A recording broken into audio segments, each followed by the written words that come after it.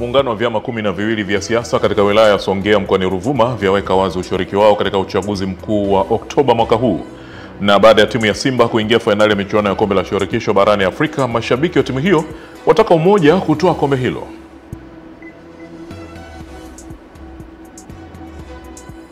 Na mtazamaji wa Channel 10, habari ya asubuhi. Leo ni Jumanne ya Aprili 29 mwaka 2025. Karibu sana katika asubuhi njema, na hii ni taarifa ya habari ya asubuhi njema. Mimi naitwa Emily Lazarus. Karibu sana. Muungano wa vyama 12 vya siasa kutoka wilaya ya Songea mkoani Ruvuma vimesema vitashiriki uchaguzi mkuu unaotarajia kufanyika Oktoba mwaka huu kwa lengo la kutimiza haki ya kikatiba na kidemokrasia, kwa lengo la kuwapata viongozi watakaokuwa na uwezo wa kuwaletea maendeleo wananchi, kulinda usalama na amani ya nchi. Wakizungumza na waandishi wa habari, viongozi wa muungano wa vyama 12 vya siasa wamempongeza Rais wa Tanzania Dr. Samia Suluhu Hassan kwa kuruhusu kufanyika kwa mikutano ya kisiasa. Hivyo wanaamini uchaguzi mkuu wa mwaka huu utakuwa wa haki na amani, kwani wako tayari kushiriki kwa kuwasimamisha wagombea wenye sifa. Tunatembea, tunafanya mikutano, tunaongea na wanachama wetu, tunakwenda kujenga vyama, hatimaye mpaka tunasimamisha wagombea maeneo mbalimbali. Mfano uchaguzi wa serikali za mitaa, sisi kama vyama vya siasa tumesimamisha wagombea, wengine wameshinda na wengine hawajashinda. Kwa sababu gani? Kwa sababu Dr. Samia Suluhu Hassan, Rais wa Jamhuri ya Muungano wa Tanzania, ni mwanademokrasia namba moja. Yeye kiu yake ni kuona Tanzania inajengwa, na ndio maana ameturuhusu sisi tufanye siasa ili tujenge Tanzania. Tunampongeza sana Dr. Samia Suluhu Hassan. Mwenyezi Mungu aendelee kumbariki na aendelee kutumikia sisi wa Tanzania. Aidha, katika hatua nyingine, wamemwomba Rais Dr. Samia kuhakikisha anafanya maridhiano na viongozi wakuu wa Chama cha Demokrasia na Maendeleo Chadema ili waweze kushiriki uchaguzi mkuu, kwani wana haki ya kikatiba. Hata sisi vyama vingine tunamwomba Rais Tundu Lissu amwachie ili tuweze kufanya siasa za ustaarabu. Kitendo cha kiongozi kukaa ndani, sisi bado haturiziki, japokuwa maneno yake kwa kweli yanaleta ukakasi. Tusipoweza kuhamasika kuingia katika uchaguzi, hatutaweza kupata viongozi, na hao viongozi watakaochaguliwa manake watatokana na kundi ambalo litaonyesha mtazamo wa kuchagua.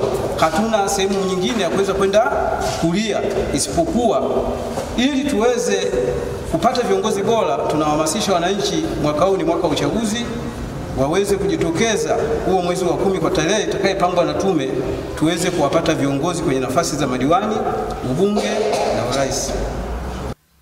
Vyama ambavyo vimesema vitashiriki uchaguzi mkuu pasipo kuyumbishwa ni pamoja na chama cha Kafu, ACT Wazalendo, TLP, UDP, CCK, ADA TADEA, Demokrasia Makini na NCCR Mageuzi. Kutoka Ruvuma, Ditanyoni, Channel 10.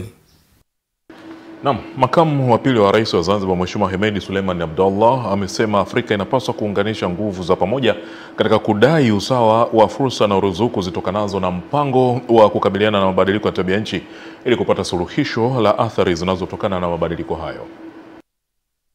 Makamu wa pili wa rais wa Zanzibar Hemed Suleiman Abdullah ameitoa kauli hiyo wakati akifungua mkutano wa 30 wa siku 3 majadiliano kuhusu mabadiliko ya tabia nchi kwa nchi za Afrika ambao unalenga kutatua na kupata suluhisho la majanga yanayotokana na tabia nchi. Makamu wa pili wa rais wa Zanzibar amefungua mkutano huo kwa niaba ya makamu wa rais wa Jamhuri ya Muungano wa Tanzania Dr. Philip Isdori Mpango. Kubwa hasa ya kuzingatia kwenye mkutano huu ni mambo matatu. La kwanza ni issue ile ya agenda ya clean cooking, ambayo kama ambavyo mnafahamu champion wa jambo hili ni Rais wa Jamhuri ya Muungano wa Tanzania. Lakini jambo la pili ni issue ya ile connection ya 300 million people, ya kuunganisha kwenye grade watu milioni 300 hata ikifika kipindi cha mwaka 2030, kati ya watu milioni 600 ambao hawajaingia kwenye grade. Kwa hiyo tunategemea hata ikifika mwaka 2030 tumeunganisha kwenye gridi watu milioni 300 wa Afrika kuingia kwenye gridi, kwa maana hao watu wote kupata umeme.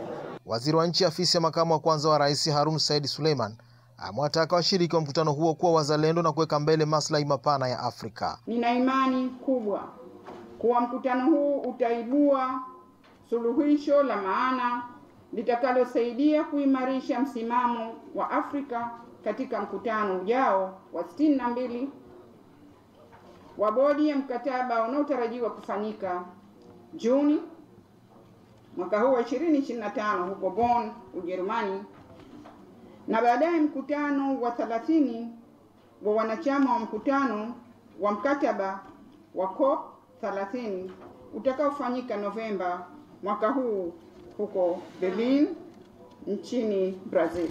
Mwenyekiti wa AGN na mshauri wa rais masuala ya mabadiliko ya tabia nchi Dr. Richard Muyungi amefafanua maeneo ya kipaumbele na yatakayobeba ajenda za mkutano huo. Mkutano huu kubwa ambalo tunalitarajia ni kwamba tutatoa maamuzi yani jinsi gani masuala ya mabadiliko ya tabia nchi yatakuwa yanashughulikiwa kwa mwaka mzima na mambo gani ya msingi ambayo Afrika inataka yasimamiwe tunapoelekea katika mkutano mkubwa wa nchi zote duniani wa mkataba wa mabadiliko ya tabia nchi utafanyika mwezi Novemba nchini Brazil katika mji wa Belém, ambao wakuu wa nchi walikutana hapa Dar es Salaam mwezi Februari na kuzungumzia masuala jinsi ya kuwafikia watu milioni 300 ndani ya Afrika kuhusu mabadiliko, kuhusu kupata nishati ya umeme, na ajenda hii ilianzia Tanzania. Kwa hiyo sisi tunapokusanya na kuwaleta pamoja wataalamu wa mabadiliko ya tabia nchi hapa sasa tunawapa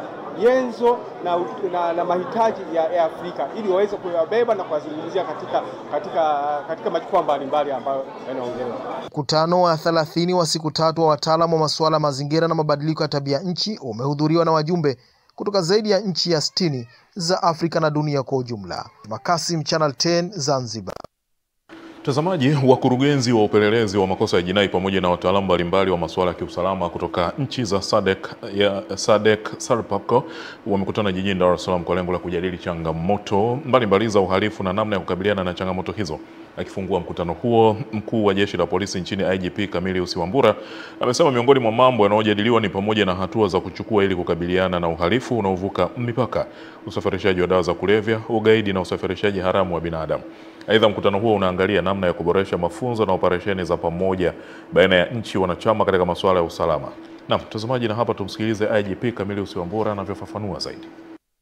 Mimi kama mwenyekiti ninafahamu kwamba kuna mafanikio makubwa sana ambayo yametokana na mashirikiano yetu ambayo tunaendelea nayo, na mojawapo ni mapambano dhidi ya uhalifu huu. Kumekuwa na mawasiliano ya moja kwa moja kati ya nchi hizi dhidi ya wahalifu, lakini dhidi ya uhalifu. Kwa hiyo tunaweza tukaona jinsi uhalifu unavyoshuka katika nchi mbalimbali. Hata mafanikio yetu hapa nchini yapo mengine yanatokana na ushirikiano na nchi zingine ambazo ziko kusini mwa Afrika. Kwa hiyo ni miongoni mwa mafanikio ambayo tunayapata. Kwa kiwango kikubwa uhalifu unazidi kudhibitiwa, lakini kwa kiwango kikubwa tunazidi kuhakikisha kwamba wahalifu wanadhibitiwa kwa kiwango cha hali. Na mtazamaji, wadau wa kilimo nchini wakiwemo wakulima, wafanyabiashara wa mazao na wakuu wa taasisi zinazojihusisha na kilimo hapa nchini wamepongeza uamuzi wa serikali kuanzisha benki ya ushirika Tanzania yani CBT kwa kueleza kuwa itakuwa chachu ya kuongeza mchango wa sekta ya kilimo katika pato la taifa unaotarajiwa kukua kwa wastani wa 10% ifikapo mwaka 2030. Miongoni mwa malengo yanayotajwa ya uanzishwaji wa benki ya ushirika Tanzania Coopbank Tanzania CBT, mbali na kufanya kazi kwa karibu na wanaushirika katika sekta za kilimo, mifugo, uvuvi na fedha kwa maana ya SACCOS, ni pamoja na kusaidia kukuza uchumi jumuishi kupitia makundi ambayo hayajafikiwa na huduma za kibenki nchini. Kwa mujibu wa takwimu za huduma za kibenki nchini, inakadiriwa kuwa zaidi ya 70% ya Watanzania hawatumii huduma hizo, wengi wao wakiwa ni wakulima, wafugaji na wavuvi, ambapo baadhi ya wakulima wanaeleza umuhimu wa kuanzishwa kwa benki hii. Kuna kipindi mkulima akihitaji kukopa kutoka benki hizi zingine, lakini kuna siku moja nimehitaji benki moja ya mkopo wa kilimo, wakaniambia hatuwezi kuwa tunasaidiana kuangalia jua pamoja. Kwa hiyo watamkopesha mfanyabiashara, lakini mkulima hawezi kukopesheka. Kwa hiyo hichi ni kilio ambacho tulikuwa nacho kwa muda mrefu wa kupata benki inayotuhusu sisi kwa 100% na tumeipata. Kama ingewezekana na ingefaa kabisa, maafisa ushirika ambao wako kwenye halmashauri basi wangehamishiwa Tume ya Maendeleo ya Ushirika ili wakawa huru wakafanya mambo yao kiushirika. Naamini ukifanya hivyo tunaweza tukatoka hatua moja kwenda hatua nyingine, kama tulipotoka kwenye mabenki ya kibiashara tunakwenda kwenye benki ya kiushirika. Irene Madeja ni mkurugenzi mkuu wa Mamlaka ya Udhibiti wa Nafaka na Mazao Mchanganyiko COPRA, ambapo anaeleza namna taasisi hiyo itakavyoshirikiana na benki ya ushirika kuwawezesha wakulima, huku mkurugenzi mtendaji wa taasisi ya kuendeleza kilimo kwa utaratibu wa ushoroba AGCOT akisisitiza umuhimu wa taifa kuwa na benki ya aina hiyo. Lakini sasa kwa kupitia sisi ambao ndio wasimamizi chini ya Wizara ya Kilimo, tunaenda kuhamasisha kuhakikisha kile kitakacholimwa na wakulima kinalimwa kuzingatia kile kinachohitajika kwenye soko. Na uwepo wa Coop Bank sasa tuhakikisha kwamba wakulima wanahitaji nini ili kuweza kuhakikisha kile kinachohitajika kinalimwa. Unaona jinsi ambavyo tutashirikiana vizuri sana. Na muhimu zaidi ni namna ambavyo benki hiyo sasa inaweza ikawaleta pamoja wakulima na watu ambao wanafanya kazi kwenye sekta ya kilimo na wafanyabiashara kusudi kuendeleza kilimo kwa kasi kubwa zaidi. Kwa hiyo hata huko tunakokwenda kama AGCOT tunategemea sasa tukiwa tunawasaidia wakulima, tuna benki ambayo itakuwa inaelewa lugha lakini vile vile inaelewa maumivu ya mkulima. Amani Mbando, Channel 10, Dodoma. Na mtazamaji, Tume ya Taifa ya Umwagiliaji imesaini mkataba wa ujenzi wa skimu ya umwagiliaji na makandarasi kampuni ya Mkwawa Logistics and Construction Limited uliopo kijiji cha Idudumo, kata ya Mwanzoli, wilaya Nzega, mkoani Tabora, ambao unagharimu kiasi cha shilingi bilioni 36.7 na utawanufaisha wananchi zaidi ya 5,000 kutoka vijiji vitano vya wilaya ya Nzega. Mradi huu ambao utatekelezwa kwa muda wa miaka miwili utakwenda kuwanufaisha wananchi wa vijiji vya Idudumo, Mwanzori, Mwagedeli, Kitengwa na Iduguta katika kata za Mwanzori na Mihua. Akitoa taarifa ya mradi huo, mhandisi wa Tume ya Umwagiliaji wa mkoa wa Tabora, mhandisi Martin Mgangaluma, amesema malengo ya mradi wa ujenzi wa skimu ya Idudumo ni kuongeza uwezo wa bwawa kuhifadhi maji kutoka lita bilioni 2.5 hadi kufikia lita bilioni 9 na kuongeza eneo la umwagiliaji kutoka hekta 300 hadi kufikia hekta 1550. Kupitia mradi huu wakulima wataweza kulima katika misimu miwili, pia utainua uchumi wa mkulima mmoja mmoja na kuongeza usalama wa chakula katika halmashauri ya mji wa Nzega na mkoa wa Tabora kwa jumla. Hivyo ni wasii wananchi wote wa eneo la mradi kutoa ushirikiano kwa mkandarasi. Akizungumza mara baada ya kushuhudia utiaji saini wa mkataba huo kwa niaba ya mkuu wa mkoa wa Tabora, mkuu wa wilaya ya Uyui Mohamed Mtulia Kwako, pamoja na kueleza manufaa ya mradi huo, amewataka wananchi kutunza miundombinu hiyo kwa manufaa ya kizazi cha sasa na kijacho. Kwa hiyo kutakuwa na fursa kubwa ya kibiashara na tutaendelea kupanua fursa kwa wananchi wetu, watakuwa wanaweza kujipatia fedha za kigeni na pesa zetu za Kitanzania kwa ajili ya mradi huu. Na tunapofanya hivi na watu wengi watakuja. Kwa hiyo mradi unatakiwa kuongezeka. Usiwe vile kama tulivyokuwa tumepewa. Tunawaahidi kwamba mradi huu utafanyika kwa kiwango cha juu sana. Tuna mainjinia wabobezi ambao wapo tayari kufanya hii kazi. Na waahidi kwamba tutaifanya ndani ya muda ambao utakuwa tumepewa.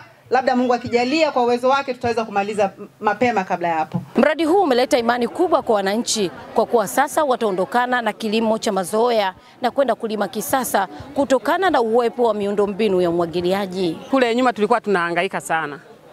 Maji tulikuwa tunaenda kuchota mbali wilaya ya Igunga. Kwa hiyo ninashukuru sana Mheshimiwa Mbunge Hussein Bacha pamoja na Rais wa Jamhuri ya Muungano wa Tanzania kwa kutuendeleza kutuletea huu mradi. Tulikuwa tunahitaji mheshimiwa atuletee trekta za kulimia. Yaani sisi wananchi ndio tuwe wasimamizi wa vifaa vitakavyoletwa hapa kwa ajili ya kutusaidia kuendesha ule mradi. Kutoka hapa kijiji cha Idudumo kilichopo wilaya Nzega mkoani Tabora, mimi ni Pendo Salu, Channel 10.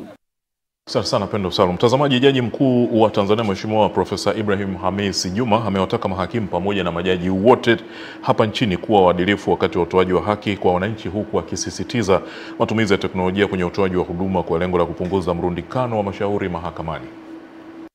Profesa Ibrahim Juma ametoa wito huo akiwa wilayani Lushoto mkoani Tanga wakati akifungua mafunzo kwa majaji 5 wa mahakama ya rufani wakiwemo wanne walioteuliwa na Mheshimiwa Rais Dr. Samia Suluhu Hassan Januari 10 mwaka huu. Umuhimu wa uadilifu katika utoaji wa haki, hili ni jambo muhimu sana, na haki inaanzia kwenye nafsi yako wewe. Unaweza kuwa na sheria nzuri zipo, lakini sheria nzuri haitoshi kama mtekelezaji wa sheria hana kiini cha utoaji wa haki. Na hapa sio jaji tu, hata mawakili.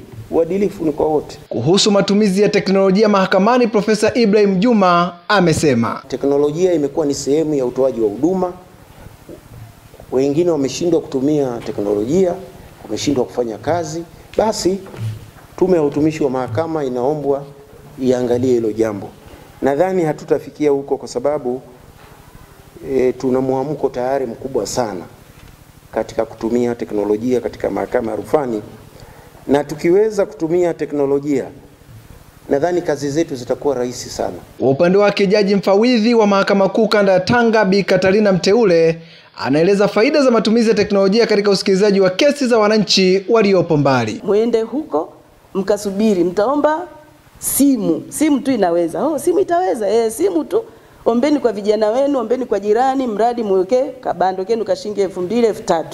Alafu mtasikiliza badala ya kulipa nauli ya kutoka huko kwenu kuja huku na kupoteza muda mwingi. Hawakuamini, walifurahi sana, wakasema kwa kweli jaji mkuu amefanya jambo la maana. Mafunzo hayo yanatolewa na Chuo cha Uongozi wa Mahakama Lushoto kwa muda wa siku 5, ambapo miongoni mwa mambo yatakayofundishwa majaji hao wa mahakama ya rufani ni pamoja na matumizi ya teknolojia, kama anavyobainisha mkuu wa chuo hicho Dr. Paul Kihwero. Tazungumzia zaidi nafasi ya majaji wa mahakama ya juu katika eneo zima la teknolojia na hasa kwenye swala la utoaji wa haki. Na ni kitu ambacho nashukuru sana mfawidhi wa Tanga amezungumzia namna gani wananchi wanavyolichukulia hilo, kwa sababu sisi tunaangalia hata namna gani sisi tunavyoturahisishia kama majaji na mahakimu, lakini mheshimiwa amelizungumzia namna gani wananchi wa kawaida wanavyoona kwamba inawasaidia kwenye utendaji. Kutoka wilayani Lushoto mkoani Tanga, mimi ni Ernest Mbez, Channel 10. Naam, balozi mdogo wa China Dr. Ali Yanghua amewataka wananchi wa shehia ya Mavungwa, wilaya ya Chake Chake na Mlindo, wilaya ya Wete kisiwani Pemba kutumia maji safi na salama ili kujikinga na maradhi ya ugonjwa wa kichocho pamoja na minyoo. Kauli hiyo ameitoa wakati akifungua mradi wa maji safi na salama kwa wakazi wa shehia hizo uliofadhiliwa na serikali ya Jamhuri ya Watu wa China, ambao wanasimamia mradi kutokomeza ugonjwa wa kichocho kisiwani Pemba. Made tremendous progress over the last 2 years. Started the kickoff in the Wugunjia Island. Yeah, because over the years, good work by our Chinese expert team. Now the infection rates in Pemba have been greatly reduced. I think it's from almost 9. Mkuu wa wilaya mkoani Dr. Ahmadi Omar Bakari na mkuu wa wilaya Wete Abdalla Rashid Ali wamesema mradi huu utawasaidia kuimarisha afya za wananchi wa shehia hizo. Ondokana na hayo, Mwenyezi Mungu ashatupa neema hii. Maji ni neema, au sio? Tuitunzeni jamani neema hii ili na hawa wenzetu wapate moyo zaidi wa kutusaidia kwa jambo jingine. Haya sasa hivi yametoka kwenye mikono yao, yapo kwenye mikono yetu, na sisi tuyapokee, tualinde na tuweze kufaidika. Kisoma taarifa ufunguzi wa mradi huo, mkurugenzi kutoka mamlaka ya maji Zanzibar ZAWA Majid Saleh Salim amesema vijiji mbalimbali vilivyoathirika na kichocho vitanufaika na mradi huo. Ya pili, maeneo ambayo maambukizi yalionekana kuwa makubwa ndiyo yaliochaguliwa kutekelezwa, ambapo kwa wilaya ya Wete kijiji hiki cha Mlindo, shehia ya Mlindo kilichaguliwa. Pia maji katika Mavungwa, tunasaidia maji Mlindo, vile tunasaidia maji katika shehia ya Wambaa ambapo tunaita kijiji Sinong'oni. Hii ni miradi moja katika mikakati ya kazi zetu kwamba tuling'amua tatizo kubwa linalowasumbua watu ni maji. Ni Masanya Mabula, Channel 10, Pemba.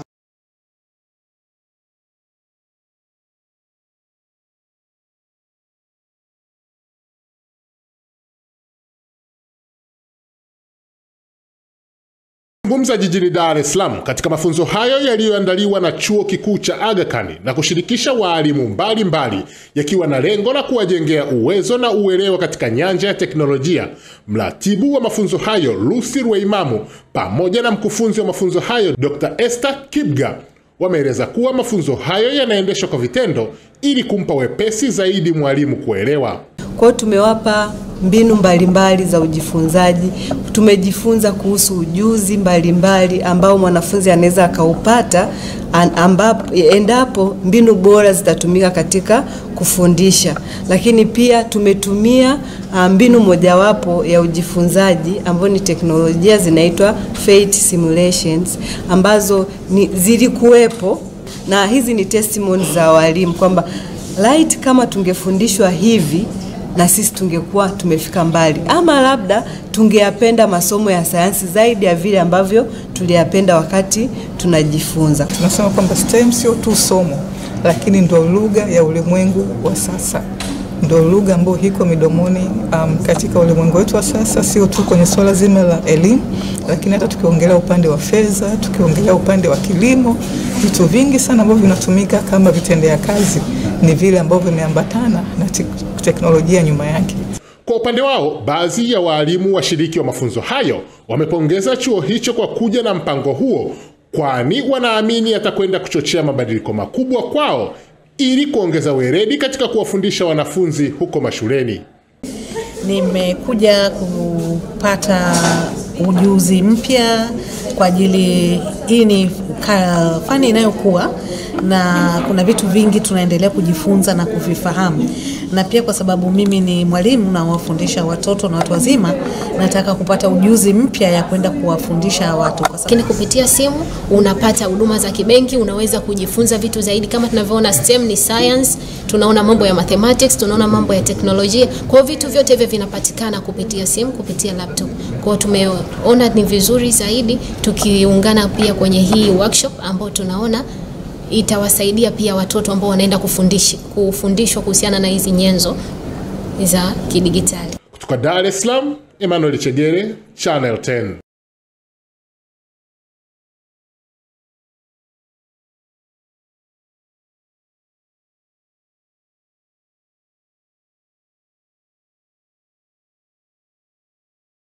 Kwa uhakika tunao, kwa sababu kwanza tunatumaini moja, kwanza mechi tunaenda kuanzia kwao, baada ya kwao sisi tunakuja kuwamalizia nyumbani hapa.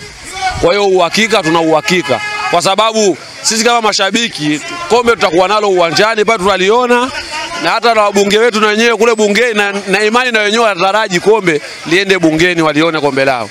Bwana, matokeo ya Simba mimi kwanza amenifurahisha sana, tena sana zaidi ya sana, hadi tumekumbuka maneno ya hayati mwalimu hayati Dr. Magufuli alichosema kwamba bwana, Tanzania inabidi tulete kombe, na Simba akaibariki, ndio hiyo timu ya kwanza kuleta kombe, na kweli italeta. Finali tumeenda, walisema hatuendi, na finali tumeenda, tunatoboa. Ona mpira wa mwisho wale jamaa wakati wanacheza ni kwamba walikuwa na ball position ya goli 4, lakini bado walikuwa wanataka kupata goli.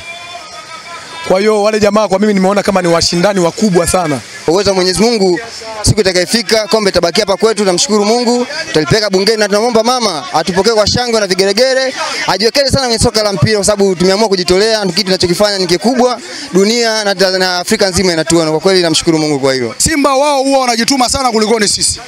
Sisi hatuna umakini kwenye swala kama hili. Sisi ndio tunatakiwa tuwe timu ya kwanza yenye kuleta ile kombe. Lakini na imani Simba huenda wakaleta. Na imani, ingawa nafsi yangu itaniuma